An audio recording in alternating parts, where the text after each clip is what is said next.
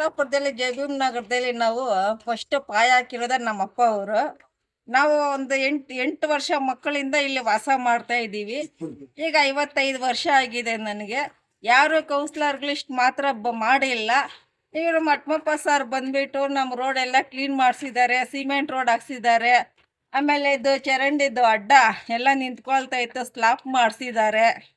2 ಗಂಟೆ ರಾತ್ರಿಯಲ್ಲಿ ಮಳೆ ಬರ್ತಾ ಇದ್ರು ನಮ್ಮ ಮನೆಗಳಿಗೆಲ್ಲ ನೀರು ನುಗ್ಗಿತ್ತು.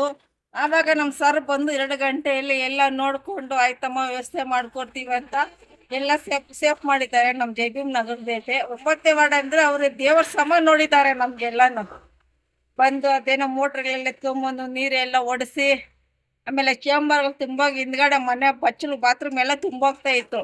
ಅದೆಲ್ಲ ಫೋನ್ಗಳು ಮಾಡಿ ಅವ್ರ ಸ್ವಂತ ಓನಾಗಿ ದುಡ್ಡು ಕೊಟ್ಟು ಕೆಲವು ಕೆಲಸ ಮಾಡಿಸಿದ್ದಾರೆ. ಏನ್ ಸಮಸ್ಯೆ ಇಲ್ವಾ ನಿಮ್ಮ ವಾರ್ಡಲ್ಲಿ? ಸಮಸ್ಯೆ ಇವಾಗ ಏನೇ ಇಲ್ಲ.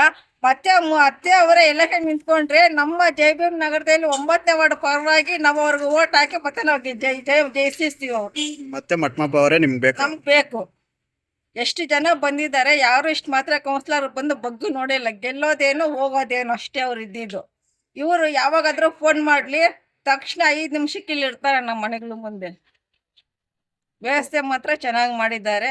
ಅವ್ರಿಗೆ ದೇವ್ರ ಕೋಟಿ ನಮಸ್ಕಾರ ಅಂತ ಮಾಡ್ತಾ ಇದ್ದೀವಿ. ಓಕೆ ಮಾ.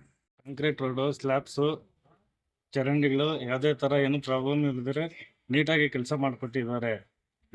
ಏನ್ ಸಮಸ್ಯೆ ಇಲ್ವಾ ನಿಮ್ಮ ವಾರ್ಡಲ್ಲಿ? ಈಗ ಈಜುಡಿ ಇದೆ, ಈಜಡಿ ಸಮಸ್ಯೆ ಈಜುಡಿ ಇದೆ. ಅವ್ರ ಫೋನ್ ಮಾಡಿದ ತಕ್ಷಣ ಬರ್ತಾರೆ, ಎಲ್ಲಿದ್ರು ಮಾಡ್ಕೊಡ್ತಾರೆ. ಮಳೆ ಬಂದ್ರು ಅವ್ರ ಕೈಯಲ್ಲಿ ಸಹಾಯ ಮಾಡ್ಕೊಡ್ತಾರೆ ನಮ್ಗೆ.